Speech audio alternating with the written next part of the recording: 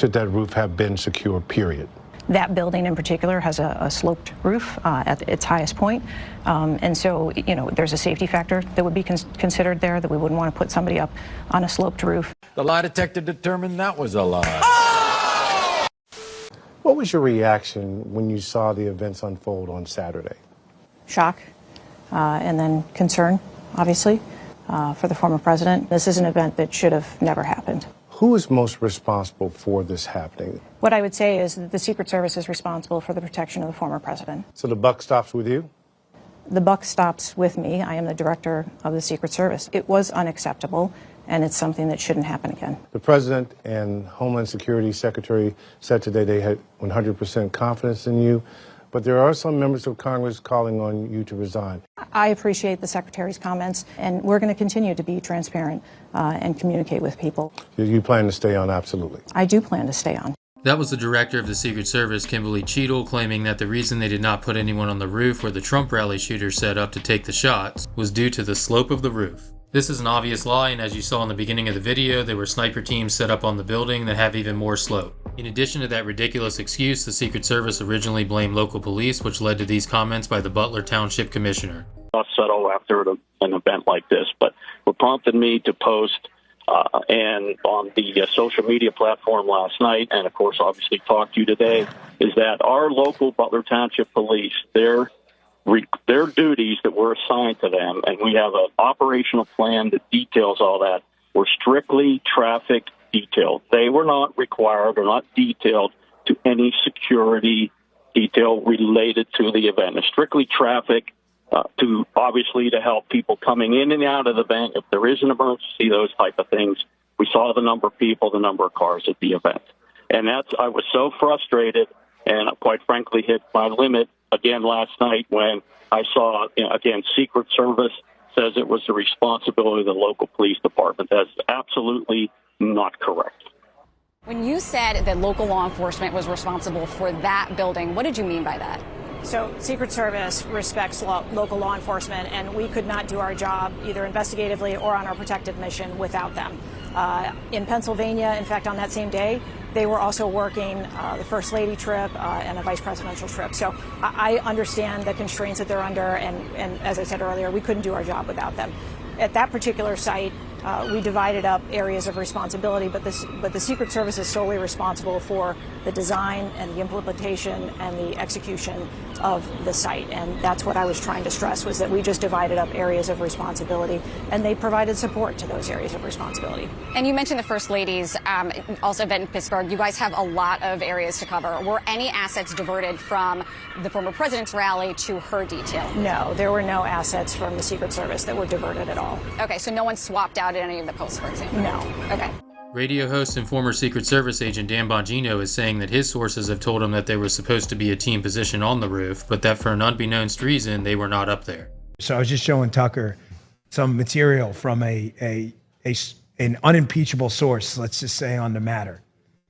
That post, according to my source, that roof was supposed to be a police post. It was supposed to be someone there. They're now making up excuses, saying the pitch of the roof. My source says to me no one knows why the post didn't show up. But so that's a nonsense story they're putting out in the media. And I was also told that the Secret Service director has been given instructions from the administration and the DHS secretary. If you want to keep your job, you'll keep your mouth shut about this. They're not putting that out there. But if you get those site post logs and those police instructions, and there was a post on there and they didn't show up and no one checked, someone could have got your dad killed within millimeters. Then we have Bongino saying sources are now telling him that the initial intent of the shooter was to spray bullets into the crowd as some sort of mass shooting, before he came to the conclusion that it would be easier to shoot a former president from a rooftop than to shoot into a crowd. Don't read into this any more than you need to. There is a working theory amongst very talented investigators, I'm not going to say the agency, that I trust, people I know personally who I can vouch for, personally. There's a working theory out there that and I just want to throw this out there, Paula completely disagrees, and she's like, Paula's almost always right, so I'm going to throw that out there. But there's a working theory out there that the shooter initially intended on a mass casualty event, effectively a school shooting type event with the crowd. It was going to be a ground-based attack. Theory now is the shooter may have given up on the high ground and was going to engage on the ground and engage the crowd. The reason they believe that is where he positioned himself with the rangefinder on the ground, there was no clear view to the stage. There was only a clear view to the crowd. The working theory on the mass casualty event, rather than a direct assassination, is that he went up to the roof and scaled it via this air conditioning unit because he was trying to get away from the police and realized, holy shit, what an opportunity. Now I got Trump in my sights. It is a theory. Obviously, we're never going to find out if it's true or not unless he wrote it down in some manifesto, because he's dead. He's not around. Dead men tell no tales. So it is a theory, and the only reason I put it out there is because the individuals that told me this potential theory, which is important, are people I really trust. They believe he may have been targeting the crowd with that rangefinder. That's why he was on the ground using it and got on the roof just by some really bad luck and terrible, awful security. He wound up scaling this roof and nobody could find him. And he's like, wow, look at this. Now I got a shot.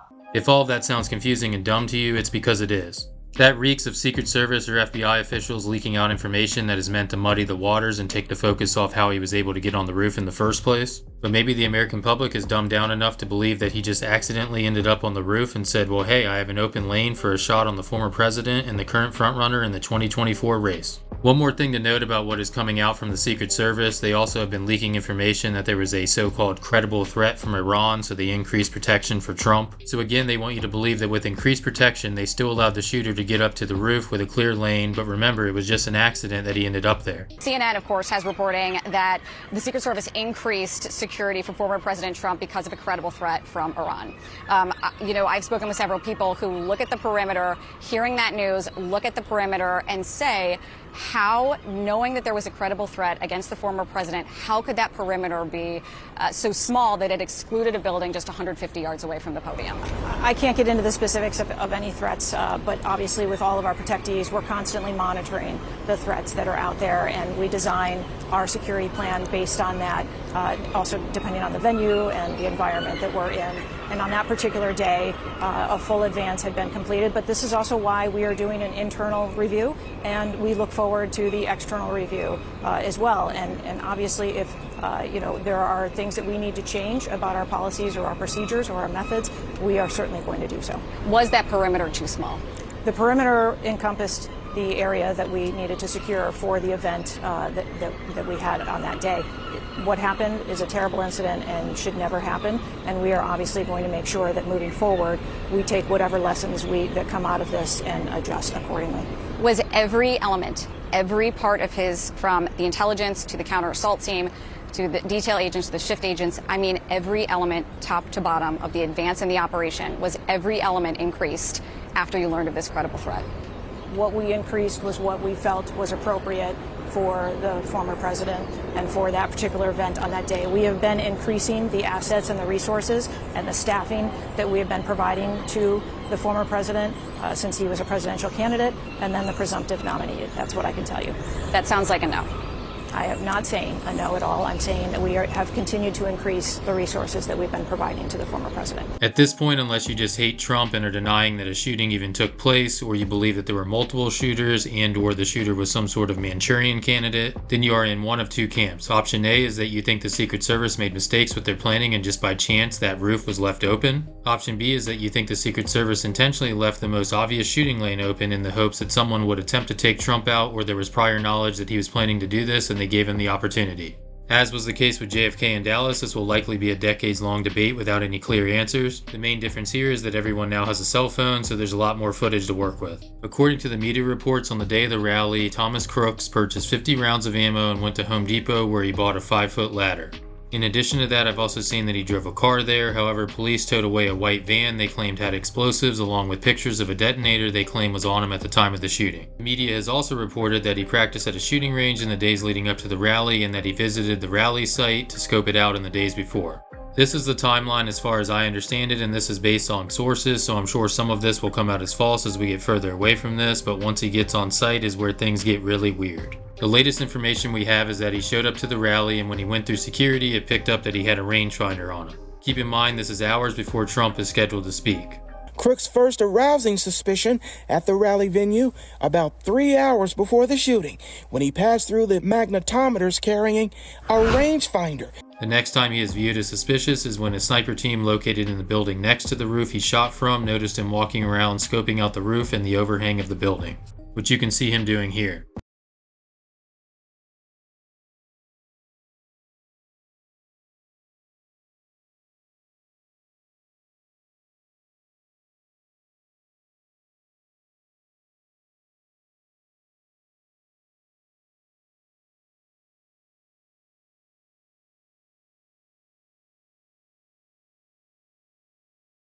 At some point either before or after that, one of the officers took a picture of him sitting on a ledge looking out at the rally. Again, keep in mind here that law enforcement is watching him do all of this, and while it's certainly not illegal, there is no way you would not, at the very least, follow this guy around without losing him. Somehow, despite all of this, they claim they lost him again until they are notified that he is now on the roof. Someone's on top of the roof. Look. There he is right there. Right there, see him? He's laying down, see him? Yeah, he's laying down. We're pointing at him. The police are down there running around on the ground. We're like, hey, man, there's a guy on the roof with a rifle. And the police were like, huh, what? You know, like they didn't know what was going on. You know, we're like, hey, right here on the roof. We can see him from right here. We see him. You know, he's crawling. Secret Service is looking at us from the top of the barn. I'm pointing at that roof, just standing there like this. And next thing you know, 5 shots ring out. We were telling the police, we were pointing at them for the Secret Service, who were looking at us from the top of the barn. They were looking at us the whole time when we were standing by that tree. But why is there not Secret Service on all of these roofs here? I mean, this is not a big place. Tonight, ABC News has learned that heavily armed local police were stationed inside that building and missed Thomas Crooks climbing up the outside of the building to the roof. The same building was being used as a staging area for local police, according to 2 law enforcement officials. Once on the roof, he is then confronted by an officer who climbed up a ladder, but he retreats after Crooks points the rifle at him. For the record, there have been conflicting reports about whether the officer climbed up a ladder or climbed up using the overhang, but there is a ladder present when you look at the overhead pictures of the building after the shooting. And Butler Township officials are confirming ABC News' reporting that a local police officer climbed up the roof and confronted Brooks moments before the shooting. The officer grabbed hold of the edge of the building, pulled himself up to be able to look, and according to what he's told me, shooter turned, rifle was pointed at the officer. The officer, defensive move, kind of ducked, fell, lost his grip on the building. After that, Donald Trump is shot along with multiple other people attending the rally. After scoping out the building, there's not a lot of information out there from sources as far as how he got up to the building roof. I have seen that he used an AC unit, and I've also seen that he used a ladder he purchased at Home Depot. If you take a look at this picture, there are really 2 options, which are this shed right here at the side of the building. And then if you go around to the other side of the building, he could have climbed up right next to the door and then made his way over to the other building's roof.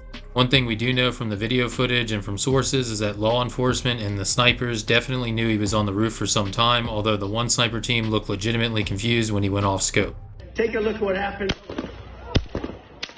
Because we are talking about government here, the Mockingbird Media interviewed a former FBI and Secret Service agent who said they did a great job, even using the exact same word to describe what a great job they did, and I'm sure that's just a coincidence. Joined now by former Secret Service Special Agent Paul Eckloff. The Secret Service does an exemplary job in advancing these sites. A retired FBI special agent. You have to understand here is important is the Secret Service, performed exemplary. On the topic of what a great job they did, these highly trained law enforcement officers were ready to secure the scene after the shooting. Just one problem, they couldn't figure out how to get past a fence.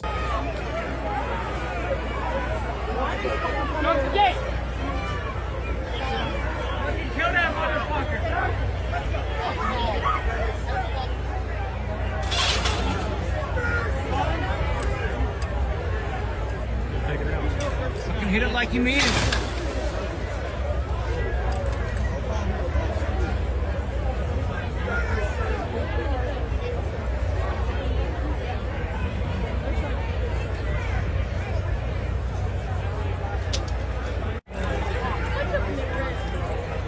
At this point, I haven't changed my stance on this, which is I don't think there's any chance the roof of that building is left unsecure unless there is nefarious intent. When you add in the fact that they were watching this guy for hours, apparently letting him slip in and out of their view, which is then preceded by a bunch of random people informing them that he's on the roof. It's either the biggest screw up in Secret Service history or it was a failed JFK situation. You decide for yourself. He's taking these shots, this antagonism, this taunting to the intelligence community. Let me tell you, you take on the intelligence community, they have 6 ways from Sunday at getting back at you. So even for a practical, supposedly hard-nosed businessman, he's being really dumb to do this. What do you think the intelligence community would do if they were motivated? I don't know, but from what I am told, they are very upset with how he has treated them and talked about them. And then the worst president in the history of our country took over. And look what happened to our country. Probably 20 million people. And you know, that's a little bit old, that chart. That chart's a couple of months old. And if you want to really see something that said, take a look at what happened.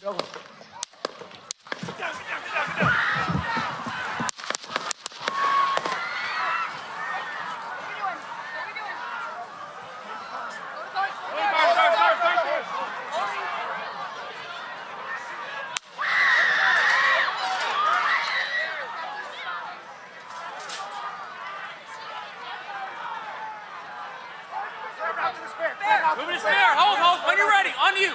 Ready. Move. Up. Move. Go. Up. Hawkeye's here. Hawkeye's here. Move to the spare.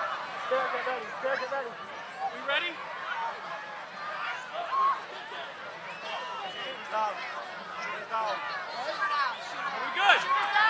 Shooters down. Are we good to move? We're clear. Let's move. We're clear.